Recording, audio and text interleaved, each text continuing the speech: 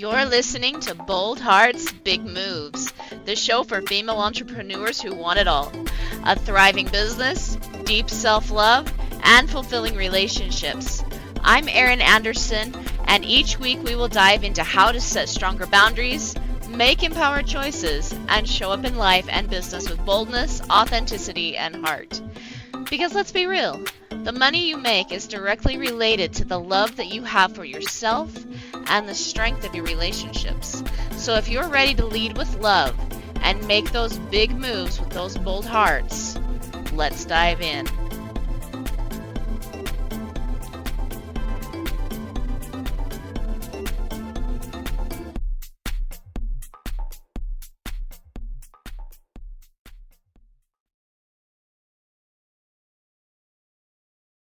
Hey everyone, welcome back to Bold Hearts, Big Moves. I have a very special guest with me today. We have Amanda Johnson, the Story Oracle, with us. Okay, first and foremost, can I just say how cool that name is? Like every single time I think Story Oracle, it's just like, oh, like it just comes up and up through my spine, and I'm like, there is some magic happening here.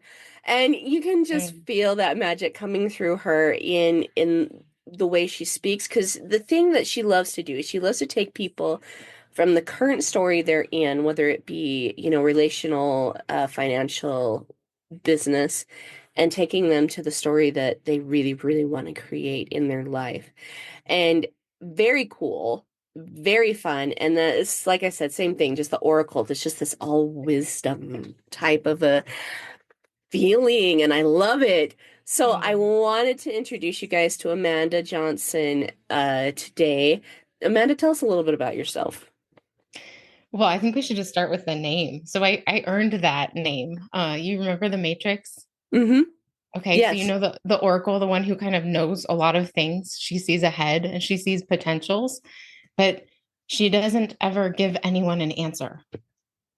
She's Ah. always asking questions. Am I the one? I don't know, Neo. Are you?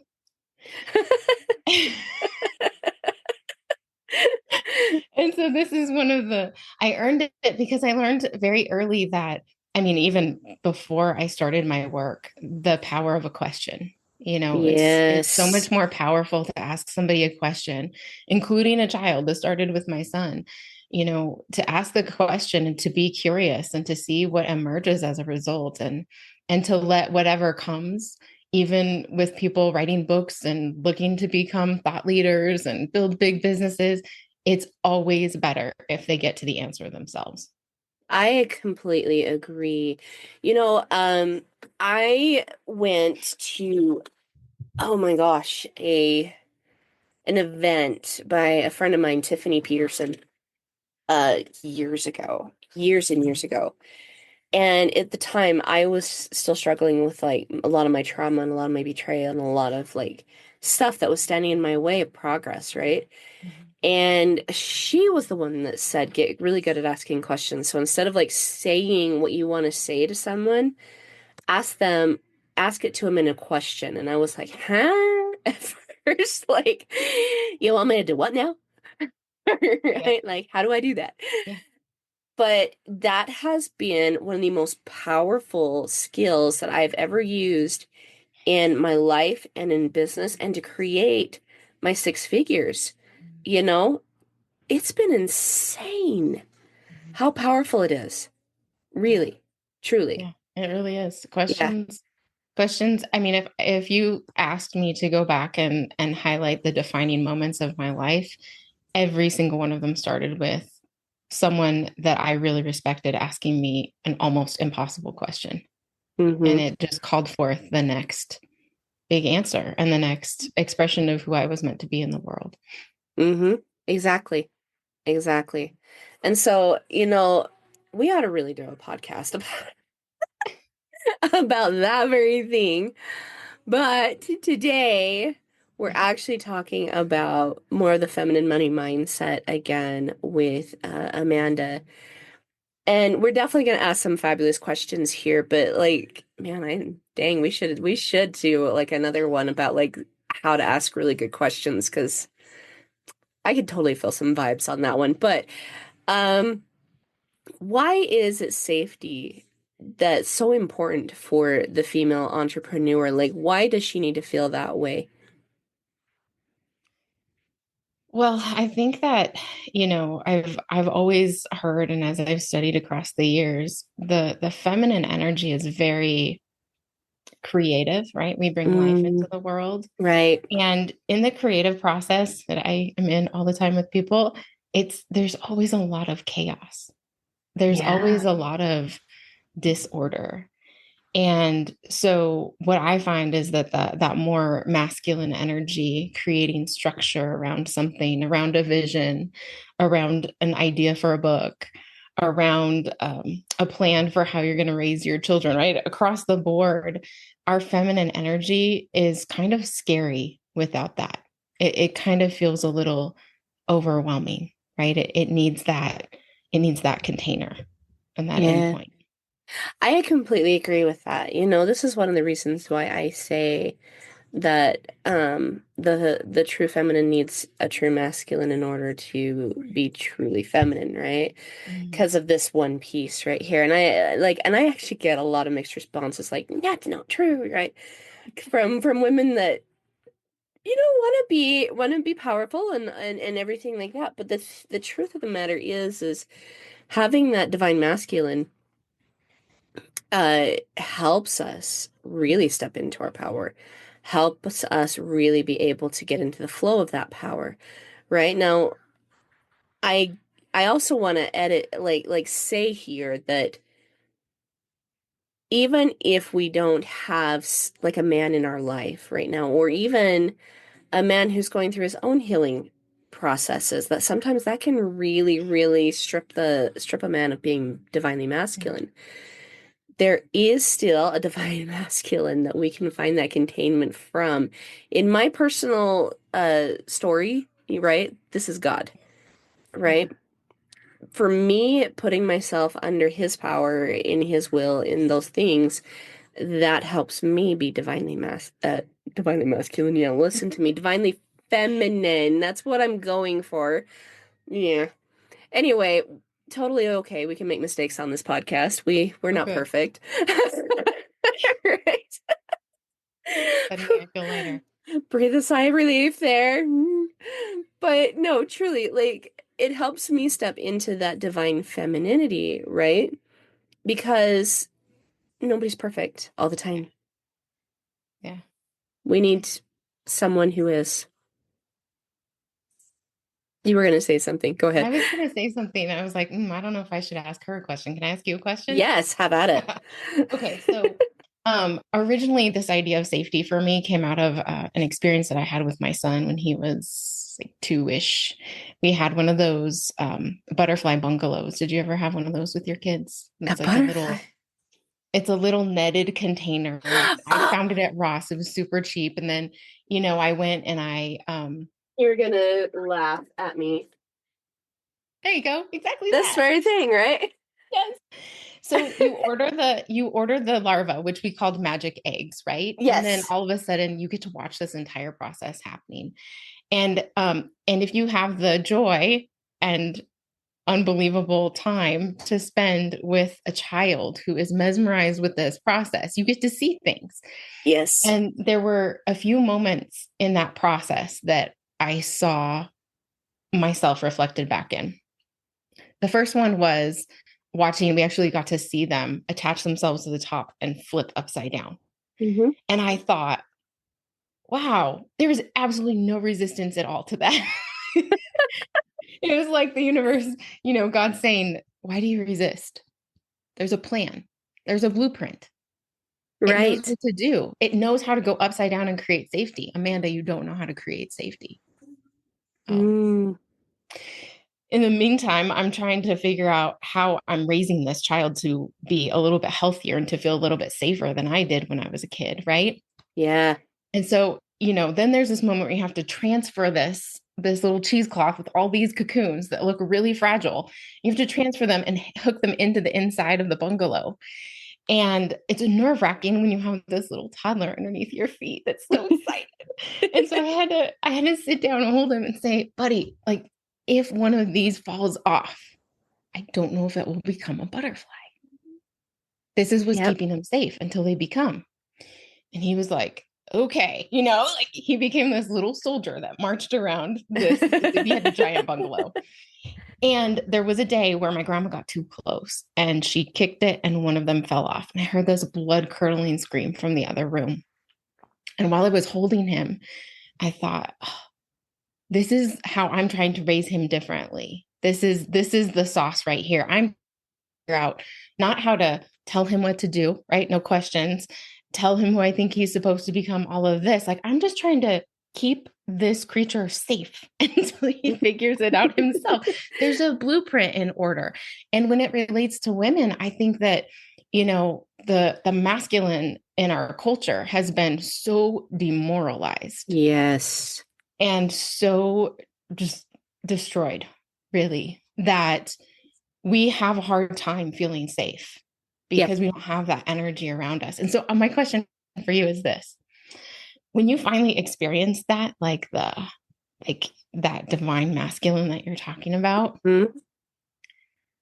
did you find it was very quickly, easily to fully step into your feminine power? Or did you experience, like I did, when I first met the divine masculine, holy crap, it unraveled me Yes. because it was like everything, all of my overcompensating masculine qualities, they just had no room to overfunction anymore.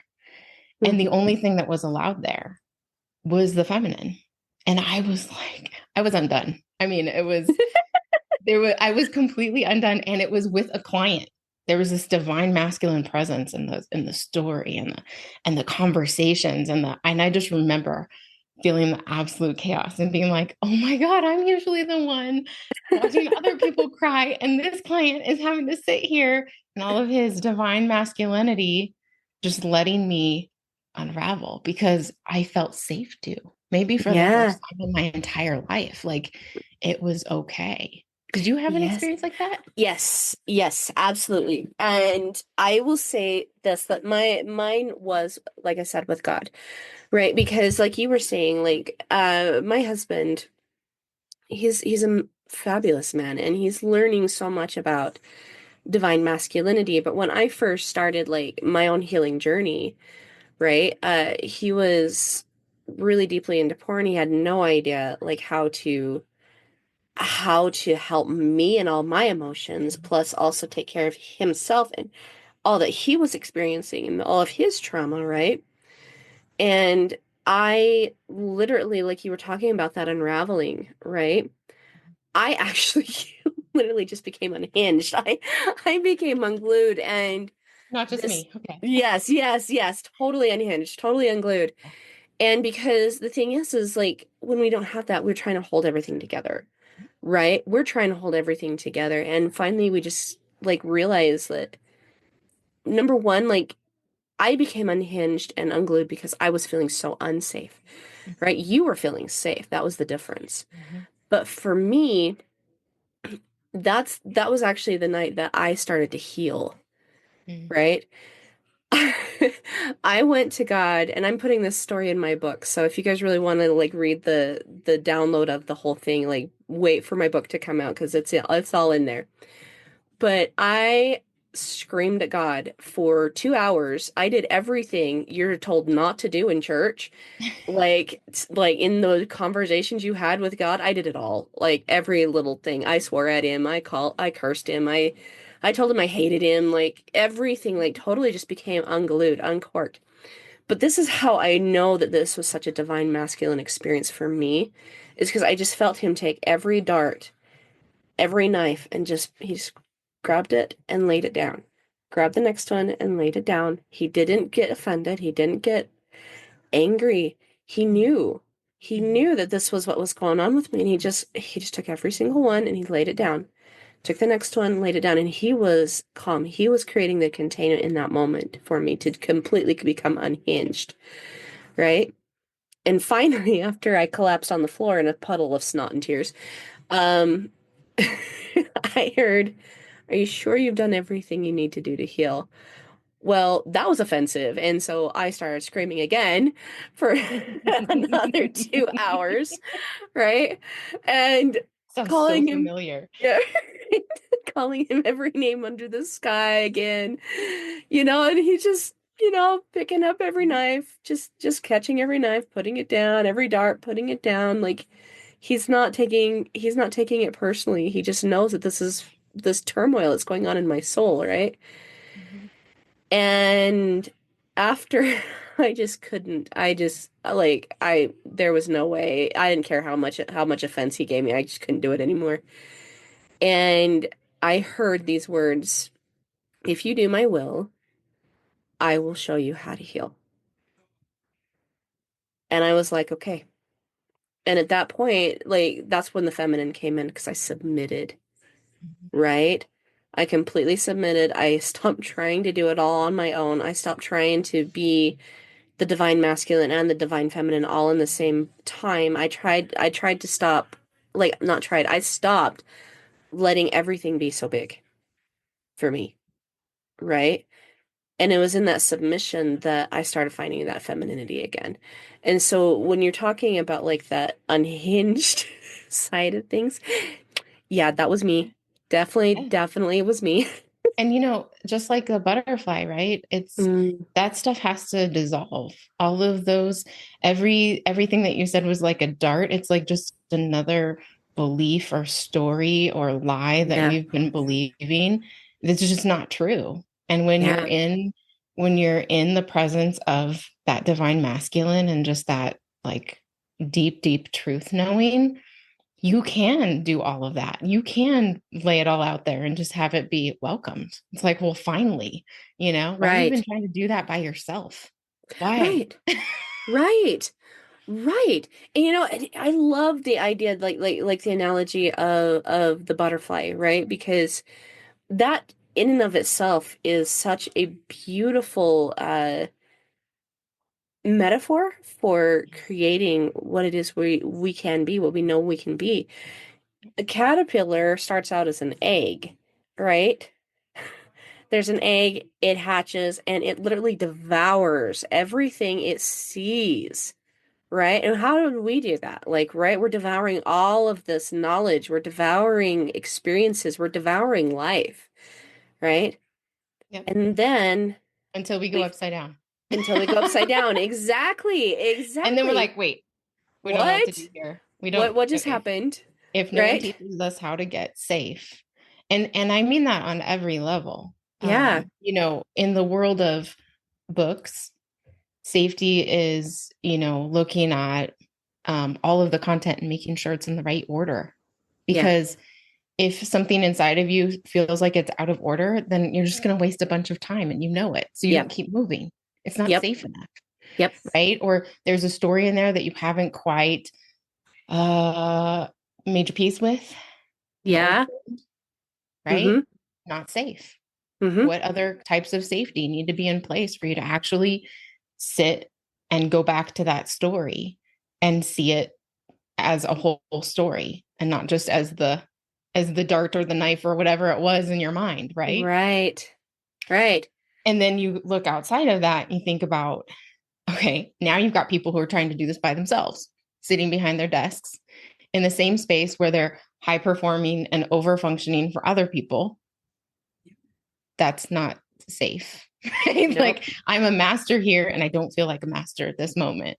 Yes. So space, the rituals of going into the old story and being able to come out and feel like you're not immersing yourself and completely losing yourself in the backstory again. Mm-hmm. And then the allies, you know, having allies or a partner with you who's witnessing that with you. Because look, if you had the story wrong at all, the chances of you seeing the story as right by yourself are pretty small. I mean, you can. We Yeah. reveal stuff to ourselves all of the time through the process of writing. But to really see a whole story, there's just nothing like having someone saying, so what happened between this scene and that scene? Right. Right? Right. It's the part that got left out. Yeah. Yeah. It's the part that Exactly. doesn't feel safe. And if Yeah. someone doesn't work through that in a safe space, then guess what happens when they try to take it to a stage? Oh, they won't. Never. No, never. Or they'll listen to some really well-intentioned coach who tells them you have to tell your story to connect with an audience, and they'll try to do it and they'll lose the room Yep. and probably create a big, huge mess for other people who have similar trauma. I've seen that way too many I've times. seen that one too. And not only that, or I've also seen them, like I've seen them sabotage themselves, Mhm. right? Or like you were saying, create even more trauma for the people in the room. There was one gal that had this very thing happen, and here I am. I was in her story, right? Mhm. While she was telling it, and it is horrific. Like her story is absolutely horrific. Think like the worst thing you can possibly think of. That's her story. Not even joking. Mm. But her even just telling it was traumatizing me. And here I am, like somebody who's like, I have been working on trauma for years. I totally get it. Like I know how to create safety in myself. I know how to understand like what my blocks are. Like I know how to do this stuff, right? So But was you, that in her space, like as she was teaching or coaching or something, or was that like in a friendship sort of no, situation? that was in her, like she was, luckily it was a trial speaker run type of a thing, right? Like she had all the other speakers with her. I was one of them. And she got up and started giving her presentation. And we were all like, oh, right? Like we left more traumatized than we did healed, for sure. Like what you were saying, right? But when it came to the day for her, because the coach kind of worked with her a little bit on that. But when it came to the day for her to actually give her speech and her presentation, nobody came. Mm. Does that make sense? And so, like I said, because that is such a, and it's such a deep trauma, I don't blame the girl for not having that healed yet. That's one of the worst things you can possibly go through. Mhm. Um, but seeing her like she was doing that dance, that's this exact dance, that you're talking about Well, right it's here. kind of a process back to safety. It's if you haven't built the safety inside, then you externalize it, right? Then Mm-hmm. you kind of make it everyone else's responsibility in the room to kind of hold you and contain the story, Mm-hmm. which is one thing if they're a guide or a coach who knows how to do that, who knows how to dive deeper and ask questions. It's another thing when you're a peer trying to be in a space of learning, or worse, a client watching this take place on a stage with someone who has this unbelievable mastery over here, but hasn't processed this one story and decides, well, this is the way to do what I'm doing even better, and suddenly loses so much trust. And Yeah. think about think about that. Like if her, I don't know what her story was, but if her, my bet would be that there was some sort of abandonment that happened in that story. No, there was no abandonment. It was Like, absolute destruction. and so to have someone share that for the Mm-hmm. first time and then to not have anyone want to show up, it's good feedback, but it's also like submitting yourself to more trauma Yes, by stepping exactly. into that too soon. Because if Yeah, you do have stories of abandonment or betrayal or I'm too big and my emotions are too great and I make everyone uncomfortable and then you get that feedback while you're on a mission trying to help the world, oh my gosh, it's so traumatic. painful. It is very painful and it's incredibly traumatic, right? Yep. And I've watched that very same thing happen. And it even happened to me, as I started my journey. Mhm. I don't know too many coaches who that hasn't happened to, right? Like to be I had honest with you. I had the beautiful opportunity my first times I was in a training program to learn how to facilitate. And so we had agreements with the master facilitators. Like you're going to get in there and you're going to start sharing and it's going to go off the tracks because this is what happens the first time you do this. And when that happens, you'll notice that I step in and I want you to think about what you just said and let it go and then pay attention to what I'm doing in the room. Yeah. And it was like such a gift because it was allowing me the opportunity to build the muscle and also to get the feedback, but in the gentlest way. She took the room before I took it down. Like it was safe, I wasn't going to harm anybody really, that it couldn't be, saved by this master facilitator. And so that's absolutely something that I seek to offer to other people, is a space to do that, to practice. And that's part of the reason why the communal piece in the safety to me is so vital, because Yes. I 80-90%, maybe more, of my clients first retreat are sharing stories that they've never shared with anyone else in their lives ever. Mm-hmm. Yep. And guess what they're expecting? Not safety. They're expecting people to get up and leave the room. They're expecting to be asked to leave quietly. They're, the whole host of all of the ways that they were Yeah. traumatized before when they told the truth.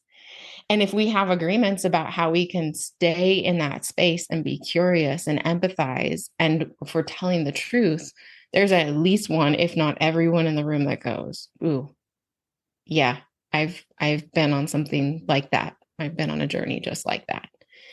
And then it builds safety. It's okay for me to tell this story. Maybe I'm not going to tell that detail in the book. Maybe I'm not going to tell that detail on the stage, but it starts to create the safety that, like, they're not whatever the story is in their heads, that they are as a result of that story. Like, they can Yeah. let go of those identities and let them dissolve in the community cocoon space, just let them dissolve and become something else across time as they engage and look for even better ways to tell the story.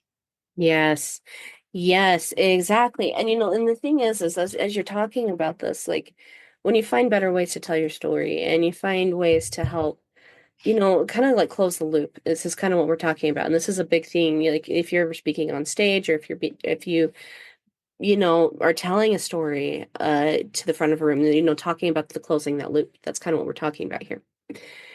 Um when you do close that loop, what I'm hearing you say is that's actually a type of creating safety as well, because you're going from like, this is what happened, but this is how I solved it, right? You're creating that landing space, for the people listening to your story, or your clients that are wanting to see the same type of transformation. So instead of leaving them traumatized, you're actually giving them hope. Yeah. Right? Right? Yeah. And that's the biggest thing. And it's so important, I think, when we're on our journeys, especially I think as a female entrepreneur, because, as we take a look and we say, okay, well, this is what my next butterfly looks like, right? Like this is what I'm going to be next. And we start to claim that and we start to talk about it and we start to say these things, you start noticing like these little spikes that start coming up in the road, right? Or But potholes. our potholes, right? Yeah, right. Gotta climb out of that one, right? And as you start noticing these stories, like you're saying, start coming up, or these like for me, one of my recent ones are like the fear of really being seen. That's totally a childhood trauma thing, right? That's something in childhood that's coming up, and so gotta work on that a little more. But when you have that safety piece, this is what I'm noticing. Like when you are safe with yourself, this is huge, right? Mhm. Yeah. It's a lot easier to work through those potholes or those spikes, right? Mhm. Because again, you've got the containment there, right? You can work through it so much faster. Yep. So 100%. much faster. Exactly. And when I'm supporting people and looking at, like, well, where is the stuckness? Why is it that you can't finish this book or this bit of curriculum or make this thing happen? It does always boil down to safety in some part of their lives. Mm-hmm. I'm running out of money, financial safety. I don't know how to keep going on this if something doesn't hit really fast. Um, Partner safety. Oh, I have had some of the most unbelievably dynamic. I mean, when you're talking about feminine power, plus the masculine power, because they have been doing a lot of it alone for a long time. Mm-hmm. you know, what happens in their lives when the right partner shows up and starts to hold that energy for them unleashed. I mean, it's just another level of um I don't even achievement is just such a dumb word, emergence, and I even want to say alignment, yeah, right? Because that's when it like that unleashing and that alignment they come back together. And we were actually talking a little bit about this, before the show about like defining that alignment. And I think we just did that. You know what I mean? safety. I think Yeah. 100%. It's getting, and I mean, look, amazing things happened in my life before I felt safe. Yeah. Same here. I mean, amazing. Met amazing people, got to amazing stages, made more in a day than I had the whole year before. Like amazing things before I got safe and learned how to do that for myself. But there was always a consequence because I would push and I would make that thing happen, but I didn't actually feel safe with the outcome. Mm.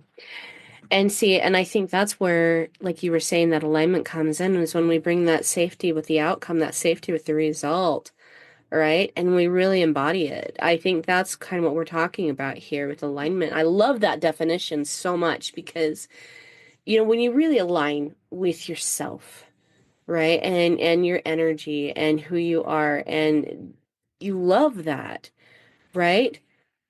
You can actually align too with the things that you say you want, where you're making more in a day than you did in the previous year. Or, for me, and I've said this on almost every other podcast episode, and so I'll say it again. But like I'm working towards being a seven-figure business coach this year, right? And so I might say something like I'm Erin Anderson, I'm a seven-figure business coach. I drive a Ford Explorer and take my family on amazing vacations, right? So like these are the things that I am talking about in my next story, right? Yep. And when we have those potholes, right? The ooh, seven figures. That makes me have to be very seen. Yep. Very seen. I have to be okay with being seen. Am I okay with being seen, right? And that story Yep. comes up, right? Obviously, this is part of my story. This is part of my journey, right? And so I'm working towards making sure that I'm seen more. Mhm. See what I mean? Yep. And Yep. So so, amazing, so uh, amazing. yeah, and aligning with those actions and aligning too with the feeling. If I'm seven figures, I'm feeling peace, I'm feeling organized, I'm feeling uh powerful, right? Like some really amazing feelings coming up. And so how can I feel those things more often, Mhm. right? Those are things that we're talking about. And so like how does writing the story help create alignment in our lives to help us align with the thing that we're seeking for? Well, I think that, when you really write your story, when whether it's memoir to like being sort of some sort of self-help. I've even seen people do this with fiction. Actually, they didn't know that they were doing it, but they were. Um, there's something about going back and really looking at the story more Yeah. intensely because of the way that our brains are built, right? Negativity bias. We look back and we see all of the hard stuff. And so being able to go back and look at all of the moments in between the hard stuff and to see how I call him the co-author, how the co-author was writing in the next character to help you get to the next moment, right? Like these little moments of grace and salvation that happen inside of your story that when you just look back and all you see is crisis and trauma, you're missing out on this bigger story. And what if those moments are the ones that give you that sense of safety of like, oh, look, I was completely unconscious. And even then, I still had all of this grace show up. All of this carried me. Like, so now I'm in this next moment where I'm going after seven figures or I'm trying to run a business with other people for the first time in my life and feel like, what in the world was I thinking? Like all of these things that come up along the way. If I was being helped and I didn't know it, then what if I start paying attention Right. to all of these moments, right? What if I start Yeah. looking for all of the evidence right now in my right now story that I am safe? And if I find a place where it looks a little wonky, I can lean in and say, what's this about? How do I create more safety here? And it can be anything. You're talking about being seen. I've seen people. One of my stories, I think, has been because I'm an intuitive empath, has been around health. Because when I started my work, it got very unhealthy very quickly. A whole bunch of allergies came up, right? Because I was suddenly carrying everyone else's story because I didn't know Energy. how to manage empathy. Mm-hmm. And so my health declined while everyone that I was working with, they got better. Like, Wow. why do I want to put zeros behind the people in my programs and my income if my health is going to continuously get worse every time I do that? No. Take a pause, figure out what that is. How do I, Yeah. and it doesn't happen like this all the time, No, because it takes sometimes you time. don't know what it is. Relationships. Ooh, let me talk about the narcissist dynamic that I see so often, right? That Sometimes the happens. reason why we don't feel seen is because every time we spoke up or took up a little too much space for those narcs in our lives, we got snuffed Mm-hmm. out or squashed, Mm-hmm. right? Mm-hmm. So, what happens when the moments come up and we're standing on stage and we can feel our energy growing? Right. Well, we either expect someone else to do it and let them do it after, or we do it to ourselves first. Yep. Yep. Yep. Because it's a pattern. It's what's going on in our It brain. has, it's a story that has to continue It does. until you know how to interrupt it. Yes, exactly, exactly, because our brain works in patterns, Yep. right? And so it's that interrupt, that pattern interrupt. You're right. And it takes the story, but it takes it in such a fabulous way. Like, okay, let's talk Harry Potter for a second. We're talking Mm-hmm. stories, right? We like Harry Potter.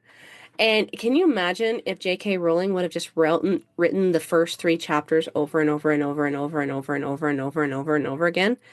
It would have been a really, really long book, Yep. but it wouldn't have went anywhere, right? Yep. That's why we have to write the other chapters in our story. This is why we have to write the other pieces, is because that's what creates the story arc, right? And I've talked about this with my clients actually before because I'm a writer. I love writing stories. I love writing books. I love writing things that bring in peace and hope Mm-hmm. and joy for people, right? But everybody has a story arc. Everybody has, that beginning, that rising conflict, the climax, the falling resolution, Mm-hmm. and, finally the resolve of the story. Everybody has that, right? Everybody does. But if we find that we are avoiding the climax, the conflict part, right? If we're avoiding that, that is where the pattern interrupt needs to Yeah. happen. The conflict, or hey, if you've had a bunch of trauma around a bunch of coaches and trainers before, then when those mentors show up and you don't trust them, Right, the how are right you going to ones. develop the skill that you need to get to the next level? You don't Right. have all of the information, knowledge, or skill on your own. But if you have a story like I do of previous coaches and all these people kind of acting like they were the only ones allowed to have power in the room, right? Then I step back into the matrix to get some information that I need, a new skill. And I'm like, oh, look, all of those old things getting all tripped up again, right? I'm suddenly angry at all of the information, that all of the notes that are coming to me. And I have to, like, I'm not living in that story anymore. I know Right. exactly how to operate with this to get the skill and the knowledge and not be taken down by this, old narcissist coach type of person who has entered my Right. life so many times, right? Like I can have a different reaction to that and not, oh, all of the ways that I gave my power away before. Like, nope, I'm here for the skills. Thanks. Yeah, exactly. Exactly. So much so, yes. Yeah. So talk about the message matrix. What is this and how do they use it? So the message matrix is something that I build with clients who want to write. So think of it like just a very, very robust outline. But the reason why I call it the message matrix is because, one of the things that I found pretty consistently is that when someone says, I want to write a book, I want to change the world with a message, I want to become a speaker, it seems like they unconsciously subscribe to what I call the messenger matrix, which is all of the unconscious beliefs and one fix formulas, one size fits all things that are out there that, like, oh, I should be doing it like them. And I need to tell stories like so and so. And I need to Yeah. start like this. And I need to end like that. And I need to write these emails this often and post on Facebook. Oh my God, it's so exhausting, right? Because Yes. you're just like, so, but Yes. most people don't know that this is what's happening. They Yeah. have set their conscious mind and unconscious mind to start paying attention to what does success look like in this world, in this form. And so you look at all the things and then you just assume that those are the right things for you, when maybe half of those things are actually really a bad idea for your Yeah. personality or your safety matrix. Mm-hmm. And you should just like run and figure out your own way of doing things, learn why they work, and then figure out, okay, if that's why, I'm going to take those principles and apply them like this over here, because this feels safe to me right now. It might not get me to that position that I want to, but this feels just right for me. So the message matrix with clients is kind of my way of saying, it's not about other stories that have been told. It's not about, all of this ancient wisdom and feeling like you're a copycat or your message isn't worth anything. It's actually really about getting clear on what you are here to say and do. Mm. And so the message matrix is what I just imagine it like their sacred code, their sacred journey, their sacred, like this thing that they came to put into the world. And we figured out it's got all of the, which stories are the right stories to tell for what goals, which goals should be accomplished in each one of these chapters, which lessons are we going to emphasize here, but not over here, right? Yeah. Resources, all of the different, it looks different for every single person. Yeah. But it has to be unique to them. And they have to be able to look at that thing and say, okay, this is the value that I'm putting into the world. That's just mine. It's worth putting out into the world. Yeah, exactly. Oh, so good. And I love the clarity piece. That's one of the things that we talk about, in my programs and stuff is getting clear. Because the thing is too is that clarity piece creates. So like we kind of brought this full circle, but that clarity brings so much safety, Mm-hmm. right? Yeah. And when we have that safety, that's when we tend to stop sabotaging, Yeah. we stop creating the story over and over and over again, and we can start creating something totally new. Mm-hmm. And Love it. it's such a good example because they finished the message matrix and it's time to write the model chapter.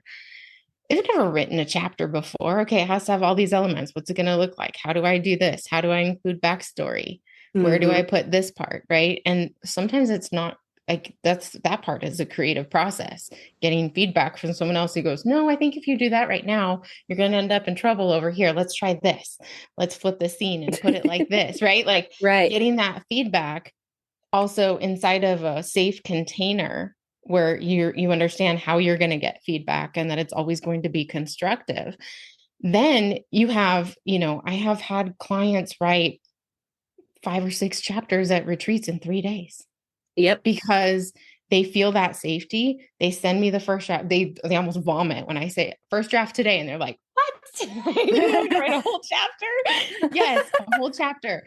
Shitty rough draft. Like just make it a rough draft, Yeah, and seriously. send it to me. And part of the safety that happens is when you have someone like you or a partner or a Mhm. coach where you can just put out what you've got and then get powerful, constructive, kind feedback that says, hey, how about this? And then I'm in there like, okay, let's try this scene. Okay, let's do this. A scene like this, but make it true, right? all of these different things. And all of a sudden they're like, oh, you can just watch what happens with the safety, because now they realize like they have a partner who sees them, understands them, and is going to make them look so good. And they don't have to do it perfectly. Game on, right? I Like, love it. it's Yes. so safe to do it imperfectly when you have people around you who can make it so good. Because you finally start to shed the fear of perfection. Yep. I love it. I love it, love it, love it. Amanda Johnson, you guys. Oh, she's going to be back again. I can tell you that much for sure. She's honestly one of my favorite guests. Truly, truly. How do people find you? You know, there are two ways to find me. The main place is savedbystory.house. That's the writing and publishing house that we have that kind of takes people from inspiration to impact. Yeah. I love it. I love it. Go check out Amanda, you guys, especially if you want to rewrite your story, create that safety. And until next time, guys, we'll see you in the Bold Hearts Big Moves. See you guys. Bye.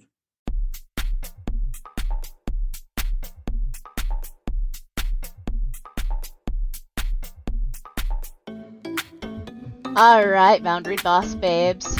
I'm super excited that you tuned in with me today.